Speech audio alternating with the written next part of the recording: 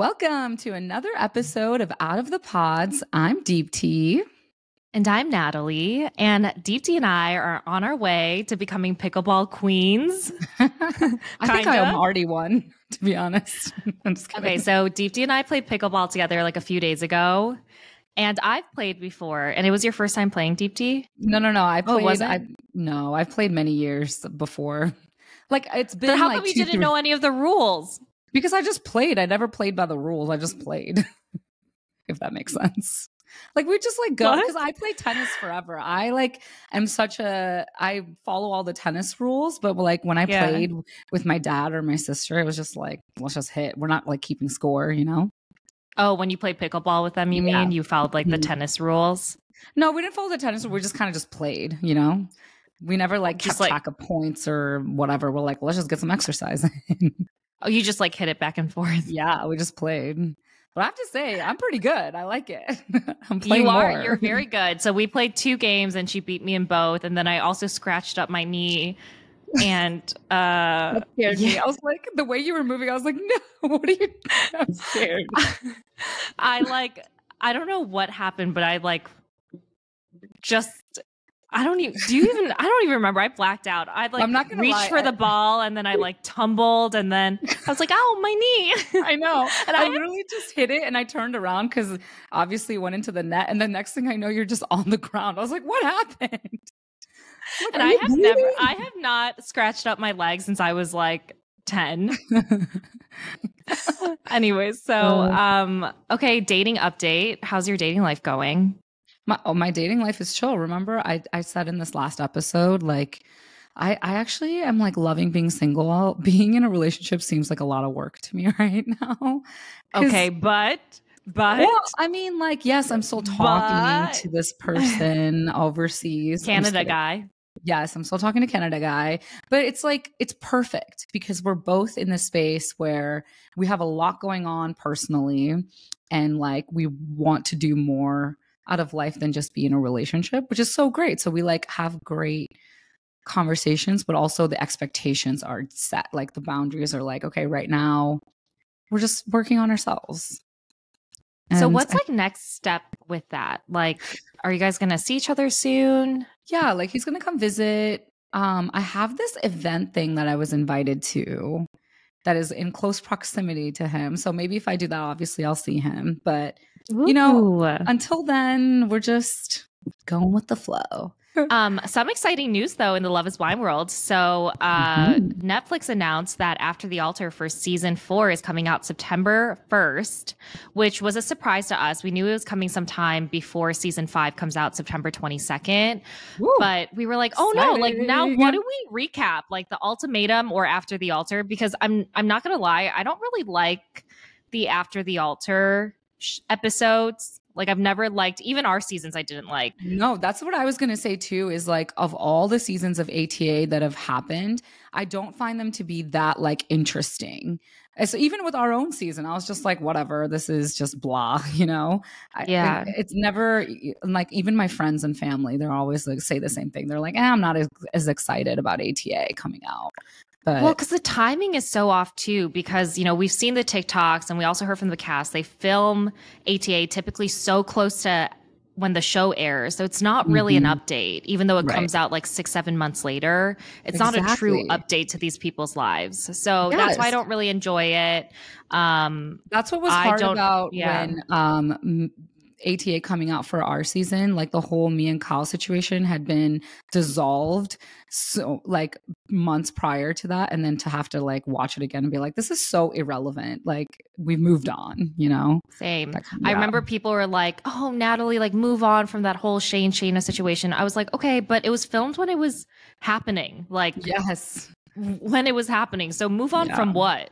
Yeah, but exactly. So the timing is just, that's why it doesn't interest me. It's because I'm like, you know, it's not really giving a true update to their lives. But I do have some predictions into what's going to play on September 1st. Okay, just based on like us being on the show and what I know about production. After watching the trailer, here's what I think is going to happen. I think one of the couples is going to get a bad edit. I know that production cannot show happy couples, like for all three of them. I think one of the couples is going to be portrayed as just not portrayed well. That's my prediction. Just to amp up the drama.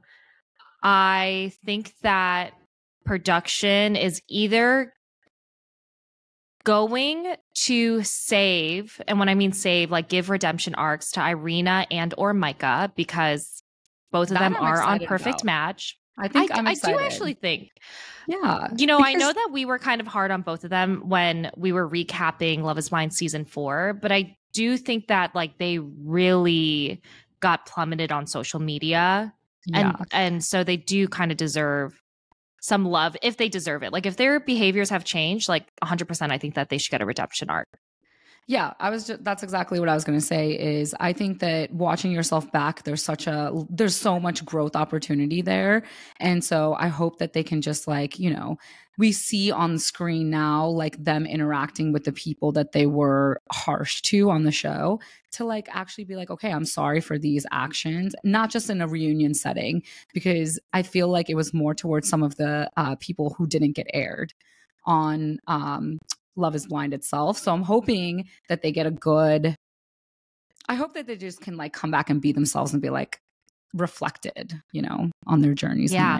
Well, we'll see how that apology works because Amber was Paul's other connection in the pods. And there's a scene in the trailer where she screams to Irina, like, I don't care.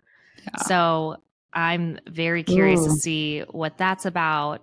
But I think I still think that regardless of how much they have reflected, they will be protected because it's very clear production is protecting Micah.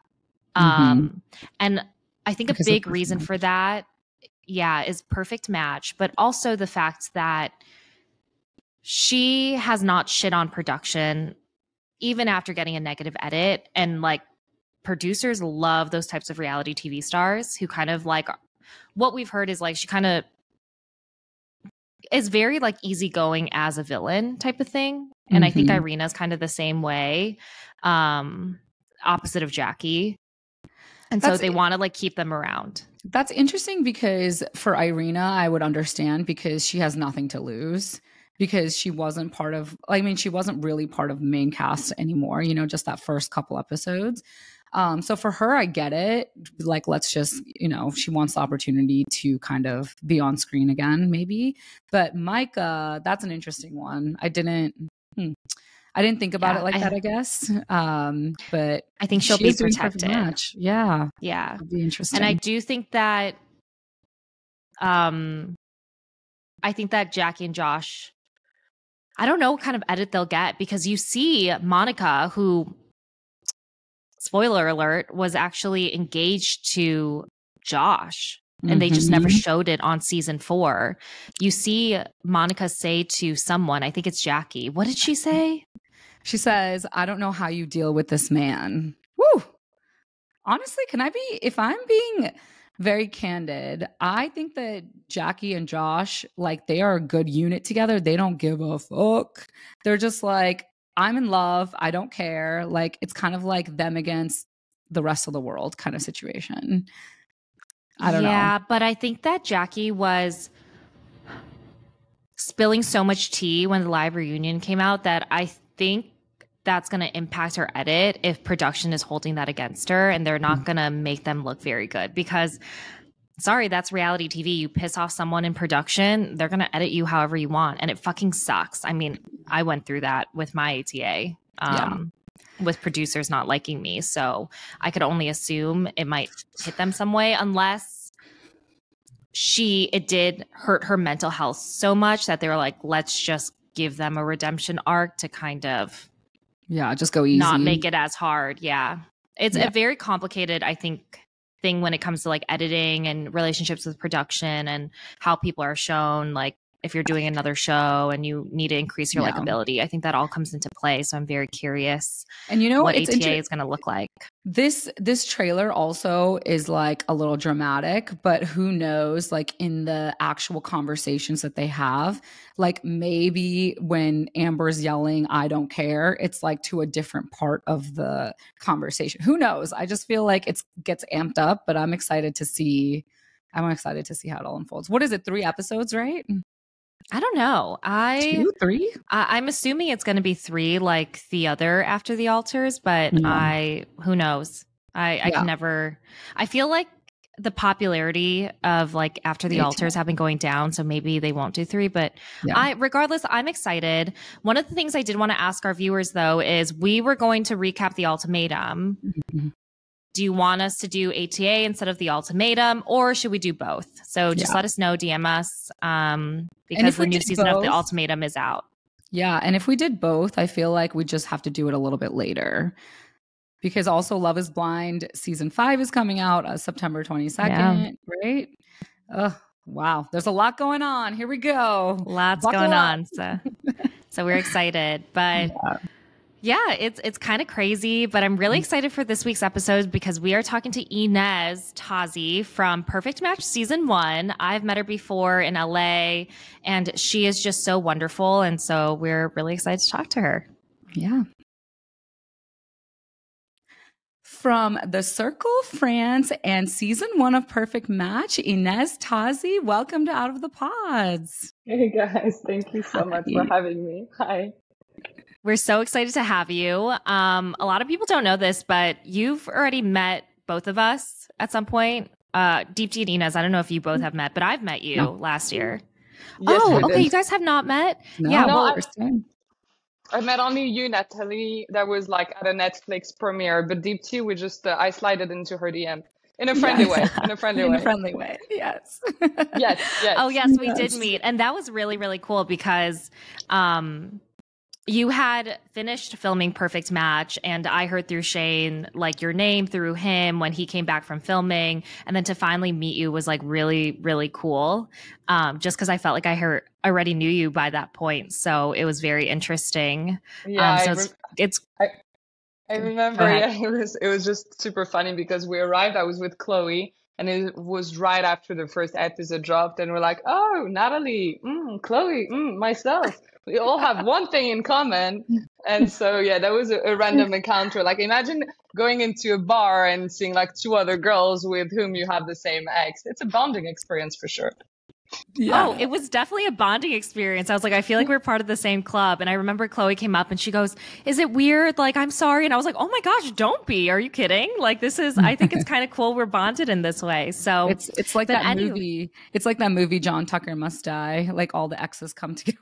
But not that. But I'm just saying it's like the concept. Yeah, but also it wasn't at all like a toxic thing of, oh my God, let's, bitch on something. It was all like super uplifting and being like, oh, it's fun. We all have like funny experience that we can share. So it was kind of it was healthy. It was fun. Yeah.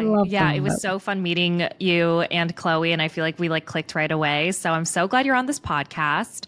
First question though, like, can you tell us a little bit about yourself? Like, where did you grow up? Where are you currently based? What do you do for a living? Yes, of course. Okay. So I'm going to try to make it short because my life story is like kind of all over the place. But I'm half French, half Moroccan. A lot of people thought I was French from the show because I kept on talking about French kiss, French fries, French everything. So I'm actually French and Moroccan. And so I grew up in Morocco, in Casablanca, and I moved to London when I was 18. And this is when I learned how to speak English, actually. This was kind of recent-ish. And then I studied there. I have a background in political science. So that was kind of my life for like 4 years where I thought I was going to work into politics, something very different than obviously what I'm doing now. And so, and then I got contacted for The Circle when I was in the UK, filmed in Manchester, and then spent 3 years traveling the world until I got a phone call for a show called Perfect Match, which then brought me to LA. So this is where I'm based now. I'm based in LA, but I'm traveling at least 6 months per year. And what I'm doing as a job, I'm doing a lot of things. I'm an entrepreneur. I have my company. I'm working also in tech. I obviously do, develop content on my social media. I love acting. I love TV. There's a lot of different projects, but right now I'm just trying to focus on the priority, which is like develop my team, my management here, etc. Oh, I Very love cool. that. That's So so yeah. cool. What made you, so you started with politics and that's kind of what you wanted to go into, but why did you decide to do, The Circle and Perfect Match? Like, what was your reasoning to get into reality TV? So actually, the thing that links the two is that, so when I was doing politics, I was like, oh, how can I have an impact? Because growing up in Morocco, I always cared about like having a job that helped me have a social impact, especially Mhm.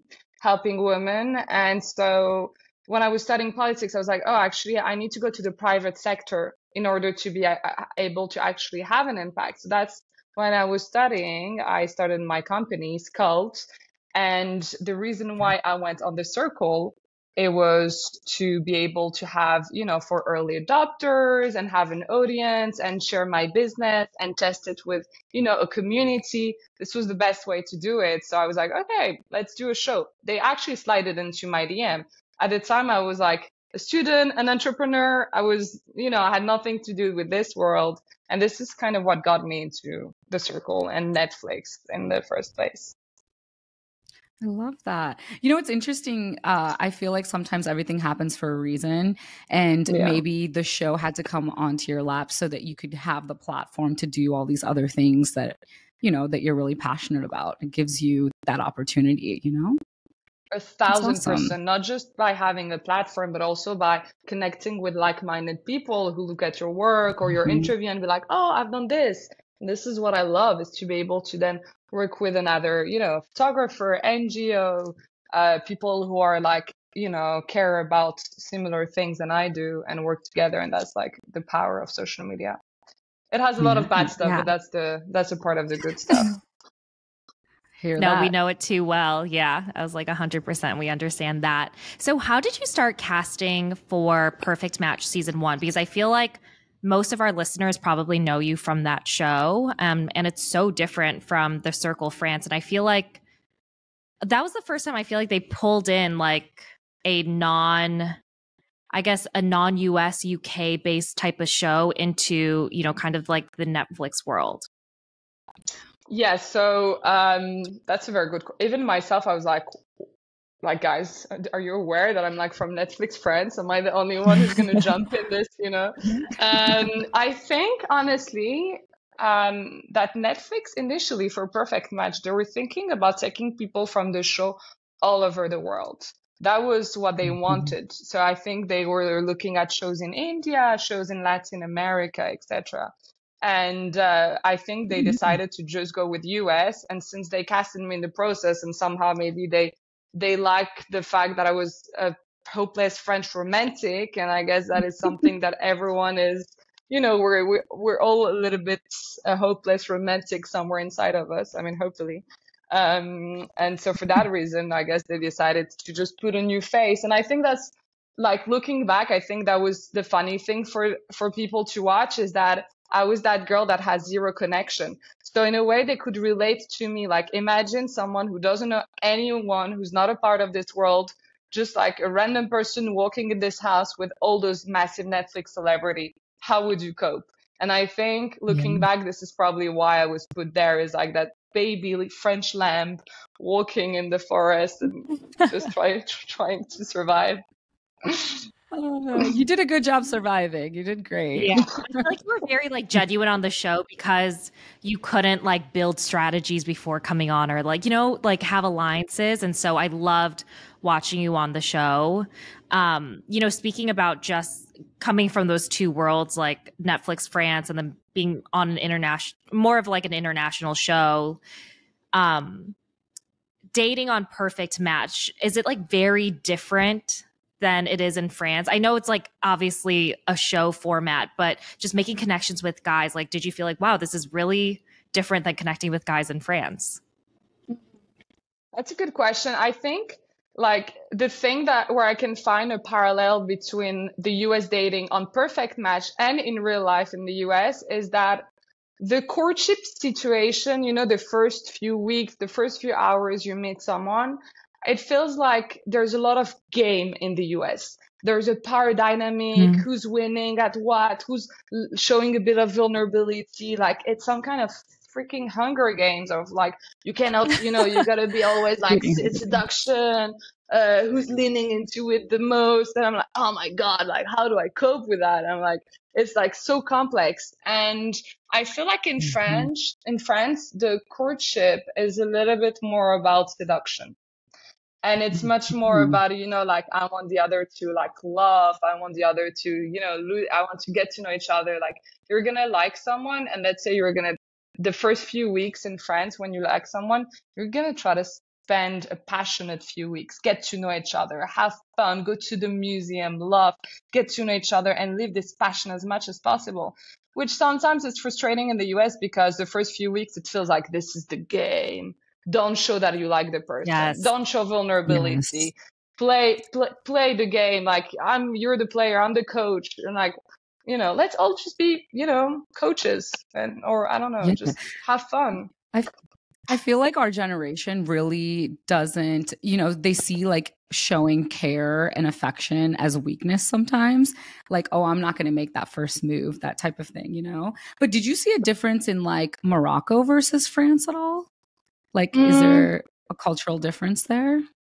I would say it's probably the same. Like there's a lot of seduction in Morocco, maybe a little bit more game Mm-hmm. than seduction. I think it's a very French thing to be very good at seducing. Romantic. Seduction is about like Mm-hmm. the humor, the culture, the little surprise, and I just love that. I think it's an art, the art of seduction. And Mm-hmm. if a man's gonna come towards me and show me his appreciation and seduce me, I'm gonna find that a million times more attractive and happy to lean on that than a guy who's trying to play game with me. I find it so sexy and empowering when a man comes to you and is like, I like you. I want to go to the Yes. museum with you. I want to get to know you. What's the paradox? Okay, I have a nice face with makeup now. I want to see what's the color behind, and I love that. And I Mm-hmm. personally, if I like a guy in the US, if I like a guy anywhere in the world, I'm not going to change how I am. If I like this guy, I'm actually going to tell him. And I think it's such a confident move to do that. It is not losing the Yes. game at all. It's actually earning it. Yeah, especially a Yeah. woman doing it, That's dope. I love that. Oh, I know. So yeah. I was you like, Oh, I need yeah. to move to Yeah. France, honestly. I was like, that's where I need to go. Right. So Ines, you mentioned that you were kind of coming into the show Perfect Match was hard for you because you were kind of like an outlier because you're, coming internationally. Did you find that it was easy to get along with people or like who seemed more genuine to you? Um, like was that a tough transition for you at all? So the fact that I lived in so many countries in the world, I learned to adapt. But I would say what was difficult is that um, I knew there were cultural differences, but it felt like sometimes Mm-hmm. the people I was talking to, they didn't realize that, the fact that I speak English, for them, they understand that I'm just like them, that I understand. They take things for granted when, so sometimes that cultural barrier was difficult because I didn't felt like obviously, guys in the house or girls were going to be like, oh, well, it might be a bit difficult for her to adapt. This is not her culture, her country. She doesn't know the people there, etc. So sometimes it was difficult, but it was in a way also an advantage.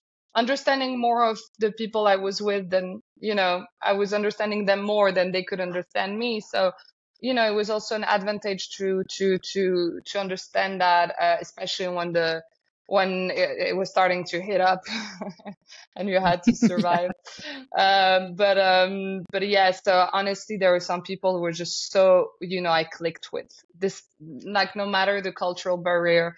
At the minute I saw Dom, he was, my safe space, my friend, and he still is until this day. Same with Abby, same with Anne-Sophie. So there's people you just, no matter where you grow up, it's there. Oh, I love that. Oh, that's very cool. I love that, Yeah. honestly. When you were filming Perfect Match, like, I guess what was your like most positive moment filming that show, and what was your most negative? Because it is a very chaotic show. So, it's very Oh, interesting just like talking to how grounded you are and being, seeing you being part of that. oh, it was, I mean, there was a lot of like very high and very low, like super quickly. But I cannot like, I mean, there's a lot of like great memories. Sometimes in the kitchen, like I remember like cooking for others or like it was just fun. Aside of that one time where I was gonna give Dom a diarrhea because he's lactose intolerant, I was gonna poison him, but that was definitely not a high. That was like a high and a low Yeah. together because it was funny. Yeah. But I would say like it's more. I can't really think of a moment. I can think of a feeling. I mean, the high was maybe some moment where I was like sitting down with all those people with whom I kind of watched the show a few years ago and those camera and I wasn't like, oh my God, I made something amazing out of my life. You know, it's not ego or something, but it was more like a childlike feeling of being like, this is exciting. This is fun. Oh my Yeah. God, what's going on with my life? You know, this is like cool. And those moments were high. I mean, I didn't save the world. I'm not like I shouldn't be so proud of myself, but it was yet still like an exciting moment to be there. And the low, I would say, is just not being able, like that feeling of not being able to digest the because imagine if like Love is Blind was actually you guys fucking like jumping from like a guy to another for like 2 months nonstop. It was like the pause, but like it was nonstop, so you don't have the time to digest from a relation to another, from a match to another, and that was very tough, because you give a little bit of your soul when you kiss someone, when you become vulnerable to someone, you give something. So you got to learn Yes. to earn it back before moving on to something else. And not having that space was very difficult and made you do sometimes things that you would have not done uh, in the outside world. Yeah, absolutely. I think it's like when you're giving a piece of your energy to somebody, you need time to like kind of process it when it ends, kind of take that energy back, but you're not able to. You just have to like jump to the next. And it's such a chaotic environment, right? A Yeah. 1000%. But then I can tell you, do perfect match one. It trains you for real life dating for the rest of your life. I feel like I'm a free, I'm a shark now. You could do like speed dating with 20 dudes in a room right now. I could handle it. Like I feel like That's yeah, it's like a kind of gladiator of speed dating. But that's yeah. I had a actually follow up to that. Like, it sounds like you were extremely genuine, like you were making these connections with like genuine intentions. Do you feel like the men were always that genuine? Like, do you feel like people were just kind of there for like, I know everyone kind of does reality TV again for the clout, like, if we're being very honest, like for Of course. the extra engagement and attention, for their social media or what have you, or whatever goals they have post show. But do you like, was that, did you ever feel like there were men there who weren't genuine and that was really tough, like you trying to make connections? Yeah, I mean, first of all, I think that I wonder if those men on that show, certain, know how to be genuine in real life. Like that would be my first question to ask because I don't even, that's the sad thing. Even if the show makes you not genuine because you have camera, fair enough. We all, me included, if there's an iPhone in front of your face, obviously that's gonna recording you. You're like consciously or subconsciously, that's gonna impact your behavior. But then it's down to you to choose what are your non-negotiable, who you are as a person, and be your own judge, not wait for the camera or other people or the audience to judge you. You should be your own judge. And that's what I believe in. Yeah. Obviously, it still alters my behavior, but I think it's important to keep your non-negotiable. So were there some guys who were not genuine? 1000%. But I think like they should actually like look after themselves and their brain in the outside world too, because like it's just important to know how to be vulnerable as a man. It's a beautiful thing to do, So I think, yeah, but Perfect Match probably brought a more toxic side of them. I'm not saying for everyone. I'm thinking just a few people who were not like, willing to learn, discover, be a bit vulnerable, have fun, and yeah, grow. Yeah, I love that. So my next question for you, Naz, is these experiences, obviously they change you as a person. I know they've changed Natalie and I for sure. But how do you approach like dating now? How do you approach like your career and your friendships? Like, does that look different to you now? Oh, that's a good question. I mean, in terms of friendship, if anything, it reinforces your friendship, like even more like your friendship, Yeah. you know who are your anchor, you get even closer to your childhood friends, the friends that like for me, this is one thing for sure. When it comes to your career goals, I think obviously it's something there's a wave. You have to not only take it, but also think about what you want to do with it. Because if you want just the clout, there's a million things you can do that are super easy to do. If you want to think long term about the person that you want to be, and in our industry, the person that your job is the person that you are. So you got to make an alignment between the two. And for that alignment to happen, you got to think, you got to introspect, you got to strategize and know where you want to go and say no to a lot of things that sometimes are like so tempting. Like it's so tempting to go on TikTok and bullshit about something. It's so tempting to, like lean into a cloud chasing thing. So I think in terms of work, you just have to know the person that you are and bet that this will be more valuable to actually, invest in yourself than the little petty conversation that you have around you. So that's how I visualize my growth and my career. And then, oh my God, I feel like I'm like doing this kind of like, like speech of like, I sound like my mom. No, She's I a love coach. it. No, I kind of love it. As we get older, we become our moms.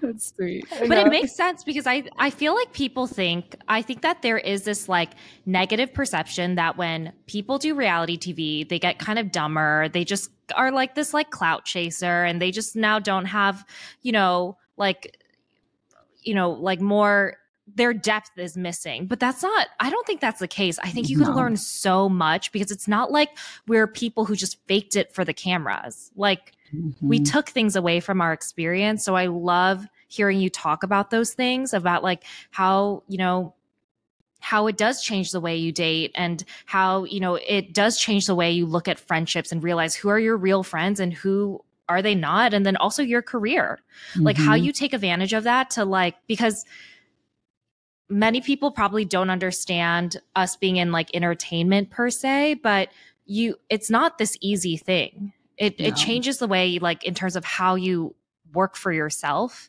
and how hard you work. So that's why I like really enjoy just hearing you talk about it.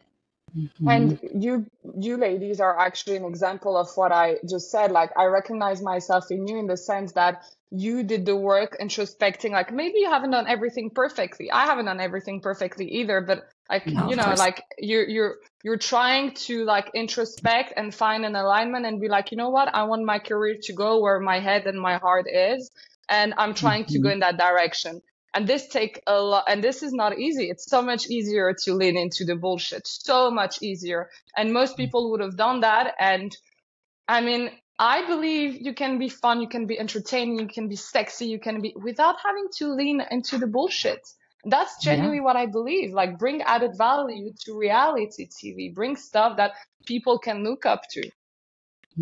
Exactly. That's exactly why I wrote my book. It wasn't about the money. It was about connecting with people who've been through experiences like I have. And the messages that I've gotten from people just being like, oh my God, I relate to you and I learned from this experience. Oh, that's like the one thing that like really just was so inspiring to me back, So it's, I'm putting your book on my list for what I'm going to read. I'll send you one. I'll translate it in French. Yes, I love that. I didn't ask. I didn't answer the third one. Was how did it impact my dating life? To be fair, I didn't date anyone new since the show. Not that Okay. I'm, so I've been like not into my dating. I haven't been very focused on my dating life. So I haven't had the So are experience you of being single like, then? yes, I am single. Ooh, okay, Same. good to know because there were some rumors between you and Dom. So I was like, like, Girl, I'm gonna. Dom has been my roommate this year. This guy has been seeing the guy we were hanging out with the guy I was dating in LA. Like, honestly, there's like, he's my mate. He's like, we're talking about digestion issue every day of the week. Like, there's like, Natalie's I mean, dream. like, he's Dom and we have a platonic relationship, and those accusations were actually like constructed and false, and actually, yeah, it was like just someone trying to wash their hands from their own sins. you know what? I did kind of want to ask you about that of just because you're so close with Dom, and I feel like you really had his back because there were some things that kind of hit the media after Perfect Match premiered, like the whole drama with, how him and Georgia ended, and also, her and Harry, and, Dom got kind of pulled into that too. I mean, like, what's your take on that whole situation, being Dom's friend? I mean, to be fair, we were talking about it, him and I, and it was important for us to not lean into like speculation and, cloud chasing lie. And what I was mad about, I mean, I cannot talk about George and Harry. This is not something I know of. This is not my story to comment on, but what happened with, someone who's my friend, and in a lie that I was dragged into, what I disliked is that not that it was just cloud chasing, because that I can expect, but that it was constructed. It was fully false Yeah. because we had friends in common, because she knew that he was my roommate. We had so much friend in common. We were chilling. My friends we had in common were chilling with the guy I was dating at the time. So it was just a completely constructed lie to, like try to feel better about the situation she created for herself. So I think, generally speaking, I mean, my grandmother told me, when it's too bright, you become blind. And someone who tells a story that is, I don't know how to say it, just like so one-sided, so I'm innocent, etc. I mean, it's not something you should, believe. Yeah. For our listeners who are unaware of the situation, so essentially what happened is when Perfect Match premiered, people were accusing Georgia of cheating on Dom because she had, when they, her and Dom were working things through, or when they were dating, she had gone on Harry's podcast, and Harry had said on another podcast, like, him and Georgia slept together after that podcast. And so Georgia made the accusation that, well, Dom, was essentially like dating you or had like a situational ship with you, which you guys cleared up. And I think he provided receipts for that, being like, that was not the case. So that was the situation. But I do very admire the way you handle that. I think it's hard too, of like, when everything's happening in the public eye, people get so caught up in trying to defend themselves that kind of their perspective and the truth gets muddled in them trying to save their public reputation, in my opinion. Totally. I mean, the reason why I didn't want to comment on that story is because it would be leaning into the culture of like, one girl is fighting with another girl, and that would be, and I'm a girl's girl. So even if I don't agree with whatever she was saying, this is not the culture that I want to, like portray. This is not why people followed me on my social media. This is not how my mom educated me. So I just put a very sober statement being like, I would not comment on that. And I had a platonic relationship, and that is it.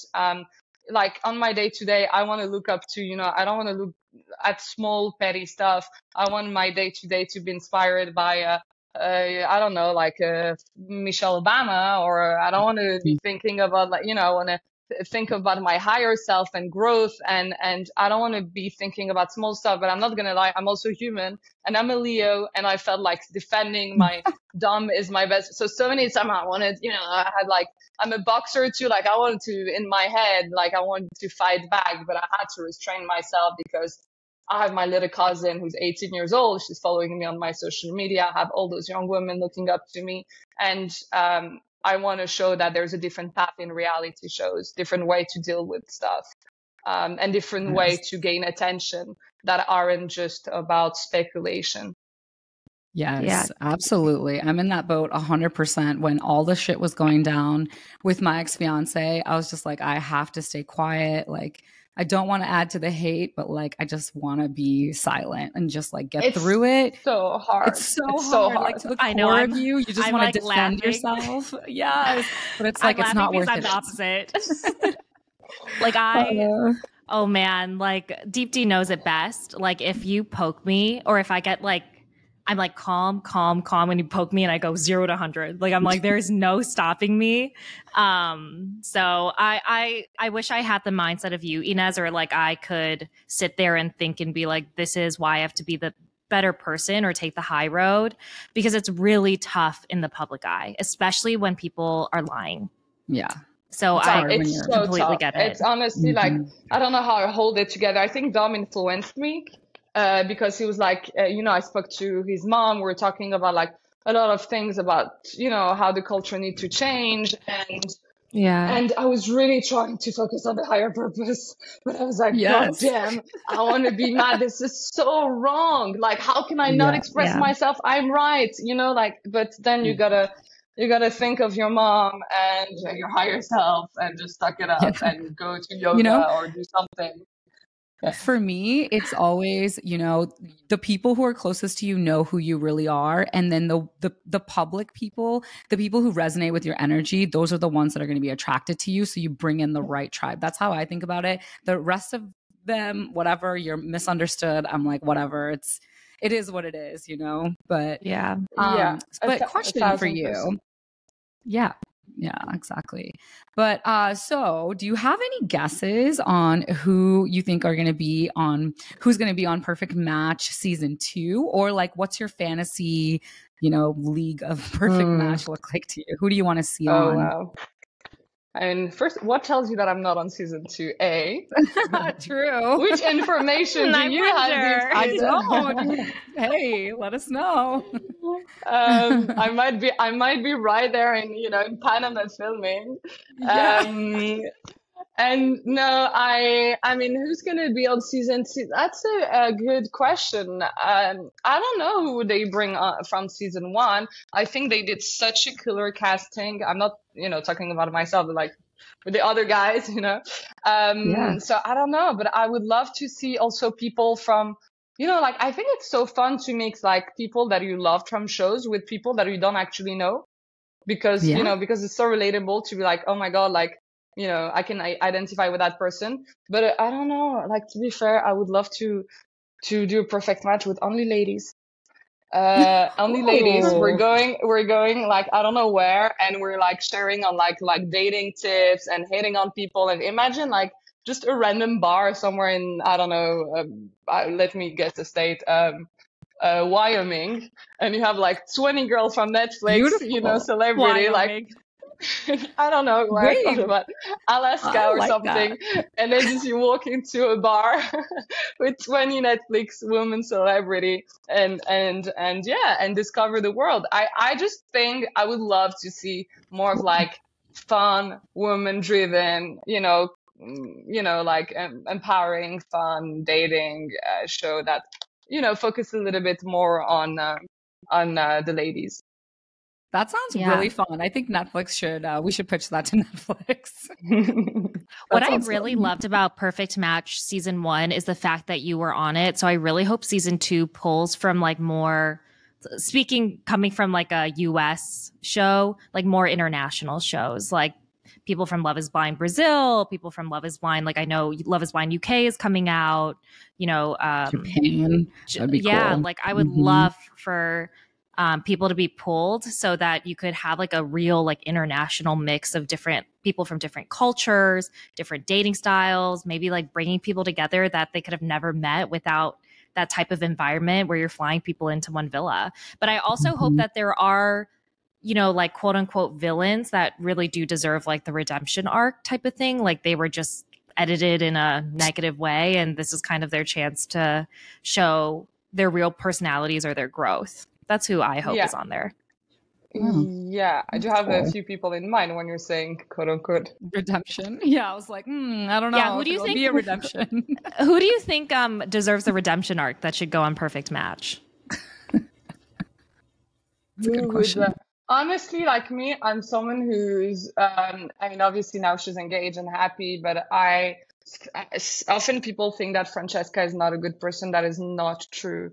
I mean, she's been obviously the villain on the show and it was edited in a way, and she's also like have this persona that is a very, like a very unique character, but when you know her in real life, and people didn't see that on the show, but I was so often with her. We're putting makeup together.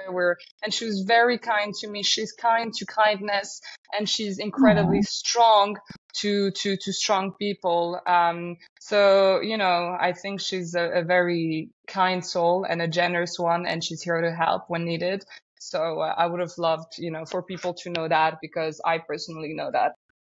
Sometimes they just drive it up for the show, but no one's a villain 24/7 in their real life. Like sometimes it's just it's the edit, or it's like they're driving things up for the show, or they just showed like really just kind of like, they're just put in shitty situations, or they could really, there is that other side of they could be villains. But I've heard the same thing about Francesca, is like she had vulnerable moments on the show that just wasn't aired, and it could have maybe like balanced out her edit. Yeah. Totally.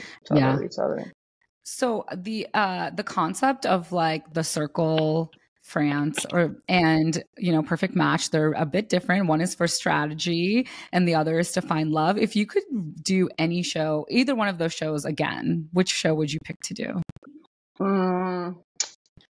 I would say it's tough to pick, obviously, because I don't regret anything, but let's say if it's to go back to one of those shows, I'm very competitive. So I like to win. And I think in the strategic game, you can win. In love, there's no such thing as like winning or losing. So I'd pick the circle. Okay, I love that. Is there any reality show you would, apart from Perfect Match or the circle, that you would want to do? I got so many people DMing me to be like, please be the next Bachelorette or Bachelorette. Yes. Yeah. Oh, it was like amazing. Insane. It was like insane. It's like, yeah, you're an entrepreneur and you do your thing and you gotta be the Bachelorette. Like, we need a French Bachelorette. And I was like, that's cool. Like, it was already tough enough to deal with 5 men in a house. And I dated most of them. So like, I don't know how much you have on Bachelorette, like 55 or 15, like 40. 15, 20. Oh, no, 15, it's like 20, 25. 20, yeah. I was like, that's a lot, though. It's a lot. It's still a lot. Can you imagine? Like, how could you even have time for all 55? And 15.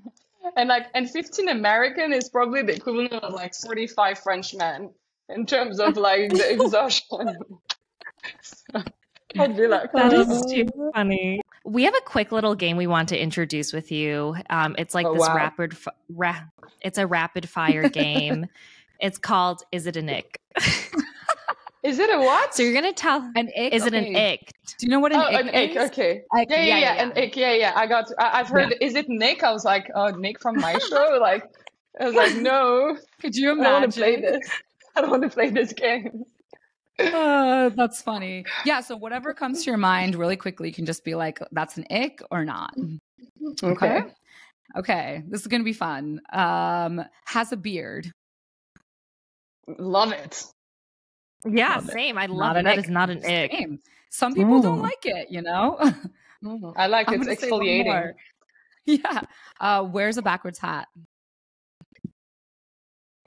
That's an ick for me. I know that's kind of weird, but I love it. I love it. If you own it, not an ick. Okay, can I just explain to you why I think it's an ick in the beginning? I don't mind the backwards hat. I think it's actually really, really cute. So like hot. If my boyfriend wears it.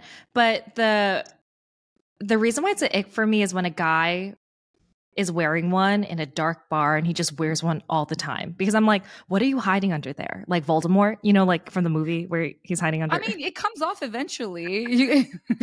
I know, but I was like, I don't know. It feels like it's like people wear it as an insecurity. Like, do you have a bad haircut? Do you not like the texture of your hair? Do you have a receding hairline? But just like embrace it.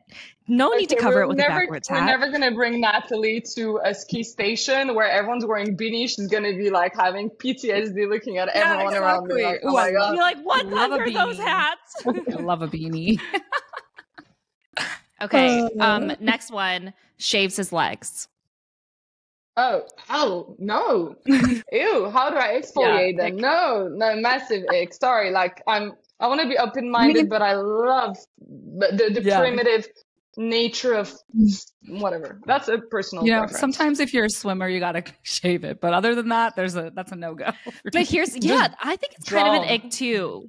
Yeah. Because I bet men's hairs grow faster than women. So like, he shaves it one day and the next it's like all prickly and then you have to sleep next to him and it's just like poking your leg and then, it activates your eczema. I actually did date someone who shaved his like chest, but it would get prickly right away and it would activate my eczema. Like when I was laying next to him, like on my face, it would like, like scratch anyways. So it is an ick to me. Okay. Yeah, ick totally. Okay. Has piercings. Never experienced the piercing thing. Where's the piercing? Yo, tell me where. That's true. That's a good question. If it's anywhere below the waist, I'm a little worried. If it's anywhere where I would lick, I'd go no. So if it's like on your nose, I'm good. But if it's somewhere where my tongue goes, and you might have a little bit of some, I don't know, sushi, whatever left, like salmon, something crunchy, it's a no-go. Yeah. Oh my God, I was trying to figure out what area you were talking about. I realized it was the mouth. But yeah, no, I totally agree. Yeah, usually you eat your sushi from your mouth, Natalie. I don't know how you eat yours. I don't know how you eat sushi, unless you're doing naked sushi and it's all laid out. But I was like, is she talking about like in the earlobe? I was like, what? All right. Okay, next one. Did a reality TV show. What? Oh, he did a reality. Oh my God. Yeah, did a reality TV show. Isn't it ick? You know what? I've been dating someone who appeared a few minutes on The Bachelor. I can't say who. Don't freak out. Okay. But he's not actually single. Like this. So no, not like a unit, but whatever. Okay. And so it would be. Oh my God, I don't know. I'm gonna say not an ick because I want to believe that people who meet me or who meet you ladies, they're not like, oh my God, typical reality TV. So let's say not an ick, but it's a tough one. It's more like in my head than in my heart that I'm giving this answer, Yeah. It's hard. No, I know. I feel hypocritical by saying it's an ick.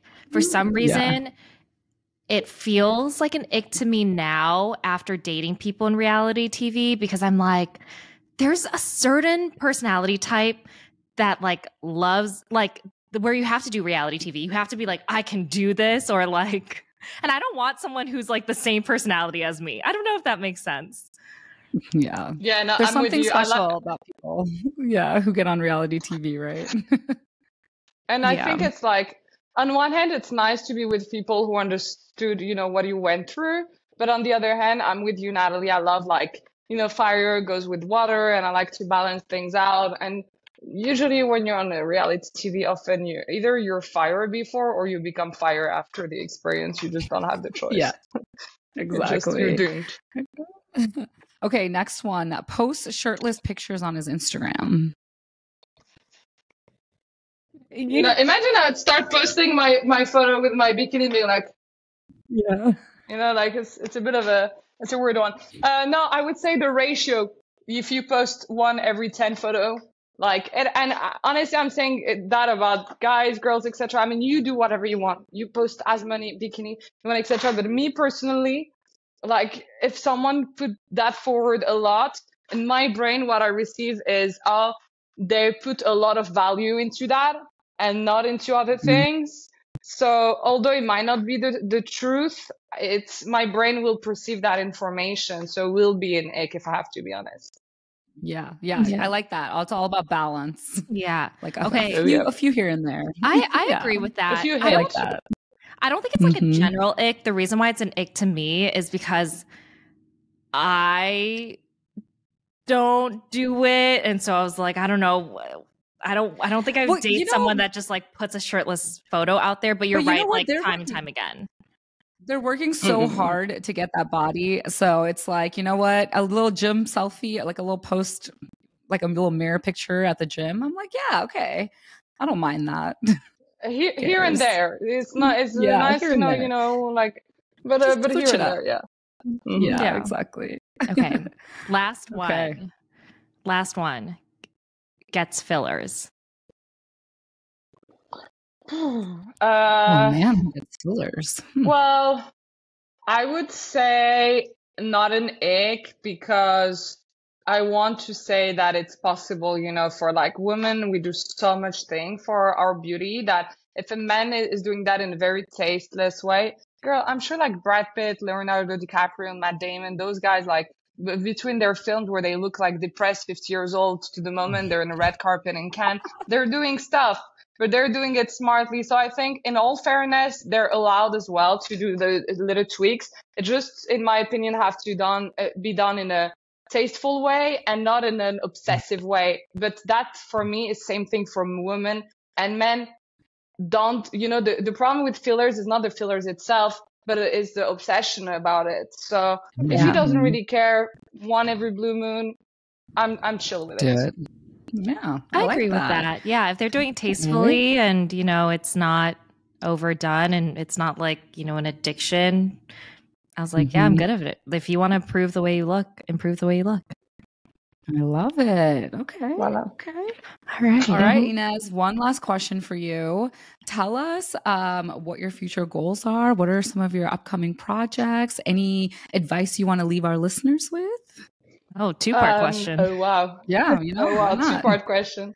I mean, when it comes to like giving a tip to people, I just like, you know, my grandmother always told me, stop overthinking, brain fart when you have to, embrace being primitive, use common sense. Like, I think life is a laboratory, and nowadays we have so much like self-improvement, self-everything, etc., that we sometimes just have to embrace that we're, you know, human and flawed, and we're just like better monkeys than other monkeys. And so just, you know, like, just, you know, and don't think you'll have everything figured out. Embrace, you know, like going in nature, have fun. And this is just, you know, it's like, stop listening to too many podcasts, sorry to say. Don't go too much on Instagram. Go in nature, have fun, go to the market, speak to people, embrace being, you know, we're not meant as human beings to have this much information in our ears, this much stimulation on our phone. We are, you know, like biologically, we're not used to cope with that. So best advice is embrace being, you know, a monkey. And then in terms of future project, there's a few I'm working on really, and more on the business entrepreneurial side, but that's more, I still have NDA on that. But I'm working hard at the moment, more on my content and trying to figure it out and propose something very different to my community and try to create bridge between my passion and high fashion and what people want to learn about. And it's something I'm starting to really loving doing that and getting, you know, a lot of love from the people following me. So it's just fun to test things out. And yeah, I'm enjoying doing that. Oh, I love that. Yeah, I love that a lot. And I love following your content. You are a fashion queen. And you've definitely given me some ideas. So that's great that, like, I don't know, that you've kind of found your thing on Instagram and social media. And we're really excited to, you know, see what those future projects are for you. So, yeah. And, you know, Ines, I do want to say I've loved chatting with you today. I just love your insights. And I think like you are very like-minded like me in that, you know, you're going after like the bigger purpose and like just inspiring people by just being yourself and also like sharing your experiences. And so I think, you know, I loved, you know, getting to know you today. Thank you so Sweet. much. I had zero doubt when you sent me a DM. I was just so happy to be on your podcast because Thank you. so happy to have like-minded people and like to be able with like, you know, speak with women I look up to and vice versa and give advice, etc. It's just like, you know, like everything I love. So thank you so much for having me. As we mentioned earlier in this episode, let us know if you want us to recap ATA or if we should recap the Ultimatum season 2 or both. Or both. Yeah, leave us a comment to our Instagram page at Out of the Pods. And make sure you leave a review and subscribe. See you next Monday. Bye.